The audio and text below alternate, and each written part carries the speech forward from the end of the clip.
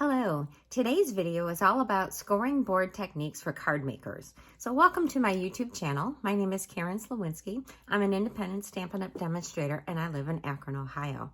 So today I'm going to be demonstrating how to make this gorgeous card. And along the way, we are going to be doing a lot of techniques with our scoreboard. And it's different than using your scoring blade on your trimmer. So I'm going to show you some great ways to use a scoring board and why you might want to use one. So let's begin. Here is the card that I'm going to be making today, and I'm going to hold it up so that you can see the detail. So this is what I did with our scoring board. So I'm going to show you the pieces and parts, and then I'm going to start showing you a little bit about the technique before we actually put the card together. So of course we have a very vanilla envelope. Then we are going to need a couple pieces of very vanilla. One is a 4-inch square for the inside of the card, and one is a 3 3/4 for this piece here. Then we need some pieces of this beautiful designer series paper. This is called Shining Brightly. Now, this paper is shown in our little mini catalog. It's part of the Oh Holy Night suite, and these are all embossed with gold. And so the colors are very vanilla, Night of Navy, and of course gold. And it is really, really pretty paper. So that is the paper pack that I'm going to be using today. I'm also using some distressed gold. And you can see I have a 4-inch piece of this distressed gold, but I used my stylus shapes and I cut out a piece from the middle because nobody is going to see that, and I really don't like wasting this gorgeous paper. So I figured if I cut a shape out, like before I cut out one of the squares, that way I can use these on another project. So I'm just going to set those aside. I don't think I told you the size of this paper. This is 4 inches, and this piece is 1, and this is 1/2 inch. Then we're going to need a piece of Night of Navy. This is a 4 1/4 by 11, and I have scored it. I'll put it this way. I have scored it at 5 1/2 inches, and then at 4 1/4 inches. So I want to show you right off the bat. So this was done with my trimmer. I'm going to turn it over so you can see the, actually this is the deboss side. So you can see the indent is very hard to see on here. So up here is the deboss side. So it is embossed enough certainly that you can score it, but look at the difference that you get when you have a scoring board. Okay, so I'm going to talk a little bit about a scoring board. So I have an old scoring board that I got as a gift. This was a birthday gift from many years ago, and it's a really handy size. Stampin' Up! Does have a nice, big 12-inch size scoring board that's beautiful. I just don't have that one because I have this one. And so the scoring board is something that you would use with a stylus. So I have used my Take Your Pick tool. So I don't know if you knew this, but there are multiple pieces. So this is the side that I normally have in there.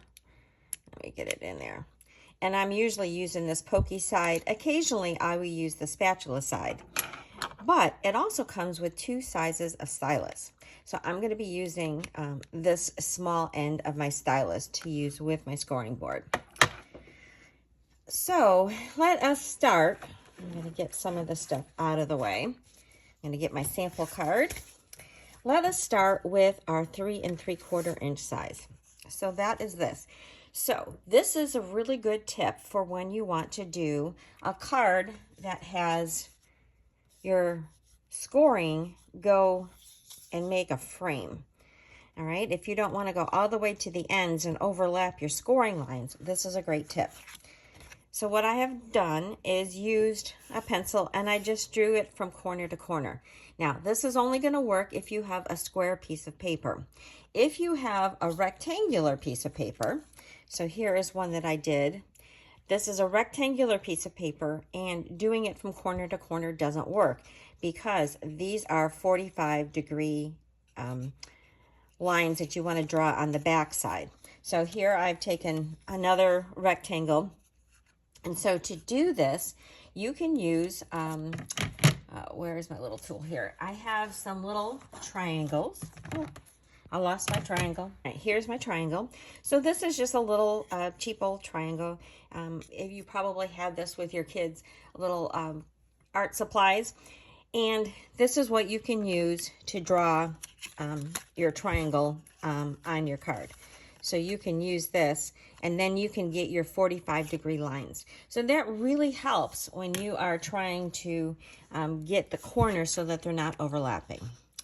So I am just going to position this on my paper, and then these lines here are every 1/8 of an inch. So I want it to be 1/4 of an inch. So I'm going to go to this line here, but I'm going to start in the middle, and I'm only going to go up to the line that I drew, and then I'm going to go down to this line. And I'm going to do the same thing over on this side. So I'm going to start, go up to my line, and I'm going to go down to my line. And then I'm going to rotate it. So this is rotating it 90 degrees. And then again, I'm going to go up to my line and then down. And when you do this, you want to apply pressure, but not too much pressure. So obviously I'm using heavyweight cardstock. And so you can put a little bit more pressure on it. So now I'm going to go to the next line. So it's just 1/8 of an inch. I go up to my line, down to my pencil line. And the great thing about this is that your pencil lines are on the back side because we want the embossed side to be up. I'll rotate it one more time, and then I can finish up with these lines here, up to my line, down to my line. Now, you can also do embossing on designer series paper, but the pattern paper is typically a lighter weight, and so you have to use very light pressure. And so there we have our beautiful square design all around the edges of our card. So a scoring board is really nice. It is meant for scoring. So the scoring blade that is on your trimmer will give you a beautiful line so that you can take your designer or your cardstock and fold it and get a nice crisp line like we have here. So in fact, I'm going to go ahead and give that a press with my bone folder. So it allows you to do that. This one I'm going to fold backwards. So I'll give that a good crease. But it doesn't give you that really deep impression that you get with a scoring board. So that is really good. Now, as we go on, and I'm going to show you some other examples, there are ways that you can get lines at an angle. And I've got some more uses for our little triangles here. So one other tip I wanted to share, I'm going to move this out of the way, is that when you have an odd shape, so a rectangular piece, and you want to have scoring lines, you could also use a quilter's ruler. So this is something that I have because I'm also a quilter, and you could use this and position, I'm using the grid lines on there to draw your corners, or not corners, the lines where you want to emboss. So I could use this and just position it and then draw lines. Like I said, this is on the back of your piece, so nobody's going to see your pencil lines. So that's another really handy tool that you might want to use. Okay, so let's get those out of the way. So for our card, we are using the Night Divine stamp set. It is really, really pretty. And I'm using some Night of Navy ink. And then I'm going to be using this beautiful gold ribbon. Look at this. It just shimmers, and it goes so perfectly with this paper. And so let's begin by getting our card together. So we already have our card base. And this piece here is going to go right along this edge. So we might as well get it stuck down. Here, we'll get some. Look, a lot of glue there on that one end. But it is just going to get placed evenly in this space. So this is going to be a flap that gets stuck down, and then this opens. So the next piece that we have is our distressed gold. So that's going to go here, and then our piece that we just layered is going to go here. So first thing I want to do is stamp this piece. And I'm going to be using the Oh Holy Night, which is a big and beautiful stamp. So I'll put that here. And one thing that I find is helpful is placing my stamps on my block so that it's square. So when it stamps this word, this is how I want it. So this is going to be lined up with my edge. So I'm just going to position that like so. Oh, so pretty. All right. So then we can layer up our distressed gold and this piece here. So I'm going to go ahead and put my adhesive on this piece because I certainly don't want to get glue where I don't want it. Typically, I kind of swirl it all over, as you might have noticed that. So let's get this stuck down. And I can't wait to show you all the other cards and different ways that you can use this scoring board for making your cards, because there's a lot of ways that you can do it and you might not think about them. And sometimes I forget about it. I don't keep my scoring board out with all my main supplies, so often I just forget about it.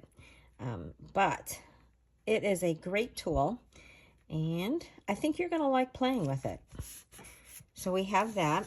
Now we're ready to do our ribbon. So I'm going to close this ink up so I don't get anything in the way. So this ribbon, you're going to need about 13 inches of it.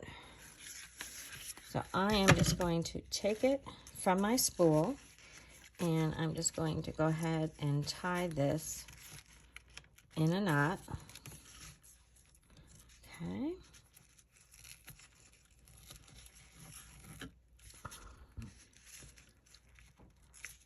All right.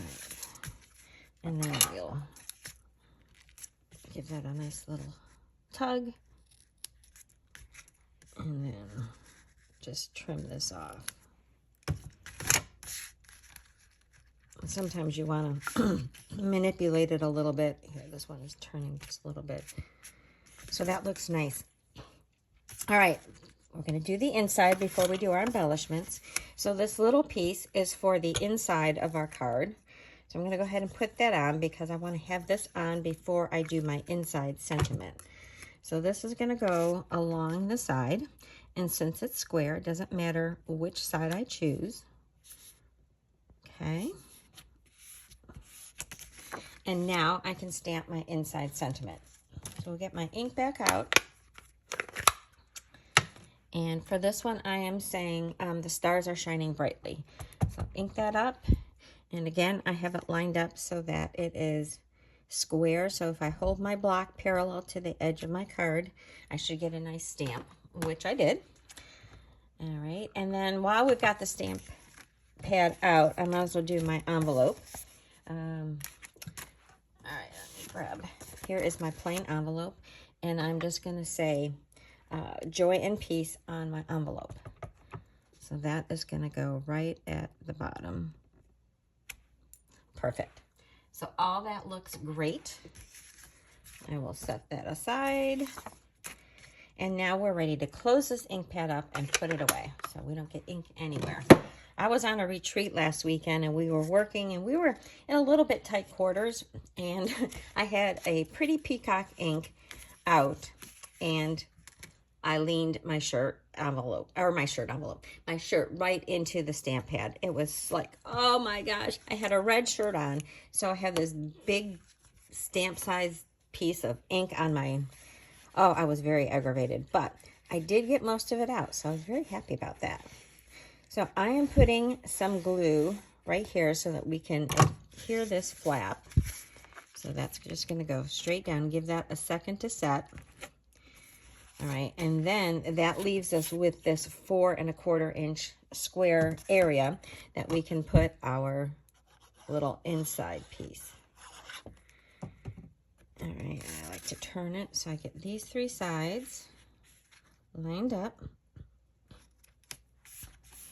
Okay, oh, isn't it gorgeous? Now, this is where I had 2 choices when I was putting my embellishments on. So the first time when I made my sample, I used these, which are the Naturals Adhesive Back Sequins. and I used the gold ones because I thought that was nice shimmer to go with it. But I also had these, which are the brush metallic adhesive dots. So I thought what I'd do on this card is use this one, and then you can tell me in the comments. Whoops, I need to go back to my other tool here. So we're going to use, I'm just going to use the spatula end.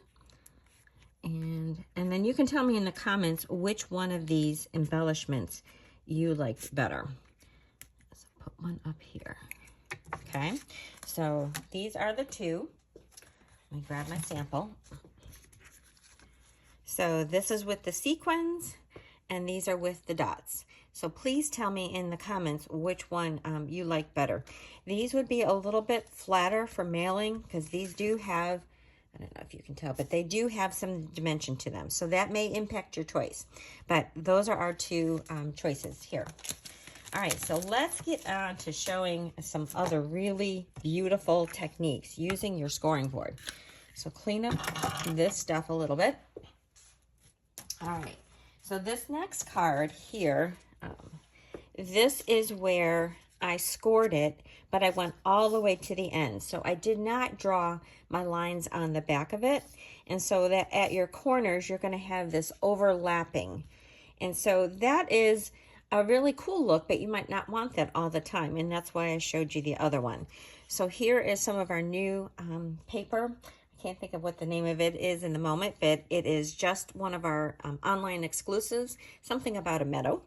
I will put the details of the papers that I've used and all the other things in my blog. But I used some of that beautiful paper. This is actually artwork that is done and then photographed to make our paper.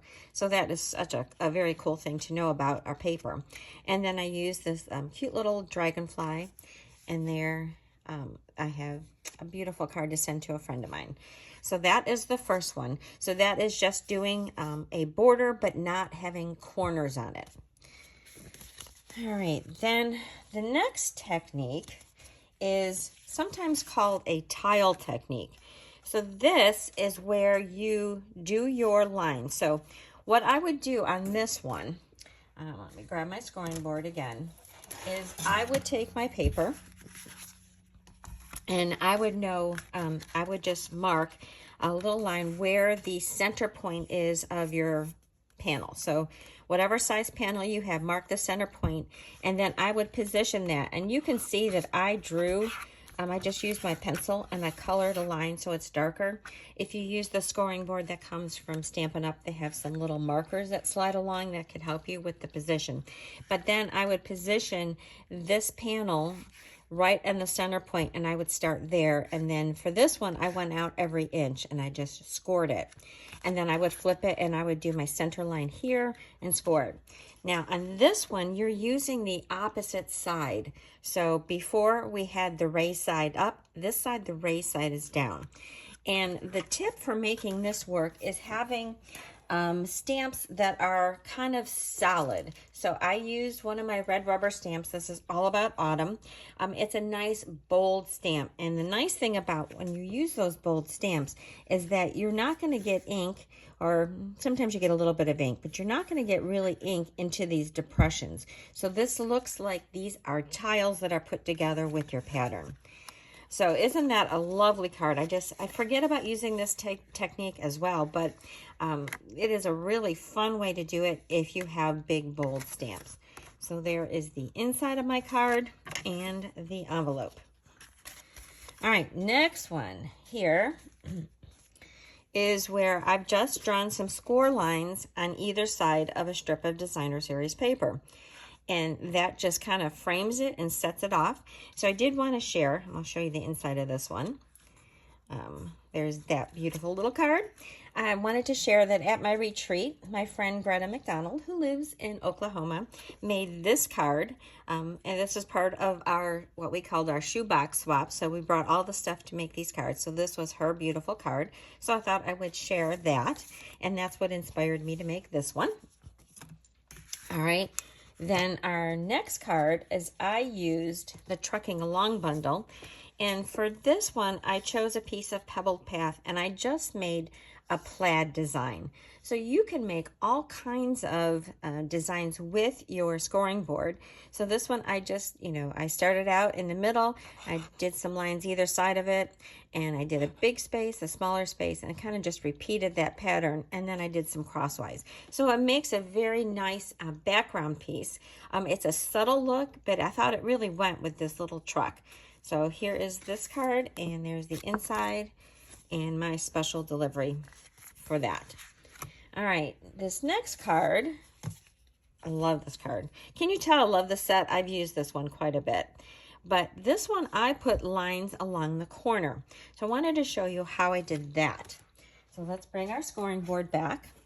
Okay, and this is where you use that little triangle. Now, if you don't have a triangle, you can just cut a piece of cardboard, make a square out of cardboard and cut that in half, and that way you will have an edge line. And that's really all you need to have, so that when you're putting your paper in here, it's going along this edge, and then you can draw depends where you want your lines. So for this one, I would probably have lines going here.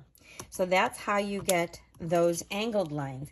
Now, if you had another triangle, so here is a 60 degree, this is a 45 degree, this is a 60 degree, so that you could even get different angles depending on whatever piece you use over here. So you could even have custom size angles if you wanted to. So I'll get that back out of the way. So once again, here is this card where I just put my lines on the corner. It just fills up the space beautifully. A beautiful little accent. It helps with making kind of clean and simple cards. So there is my Merry Christmas on the inside, and then my envelope. All right, I'm getting these kind of out of the view. And then here is my last card. This is a birthday card where I just took a panel and I went every ½ inch. And then to bling it up even more than my glimmer paper here, I added some rhinestones, and I just did them at every other intersection. So I did them at every inch. But this kind of gives a tufted look. And I know quite a while ago we had a folder that did this tufted look. But this is a way that you can get that same look just using your scoring board. And then here is the inside. So I put a little panel of that glimmer paper. So who wouldn't love getting this bling happy birthday card? So I'll put this here, and then I will bring out my 2 samples. And then please let me know in the comments which one of these you like better. I love reading your comments, so thank you so much for everyone who has been sharing comments with me. Please like, subscribe, share this with your friends. And if you need any of the supplies, or if you need a demonstrator, I'm happy to do that for you. But the supplies are all linked in the description of this video, and they're also in my blog, which is thepowerofacard.blogspot.com. A little bit of a mouthful this morning. So I hope that you've liked this video. Please, please, please give me a thumbs up, and I will see you next time.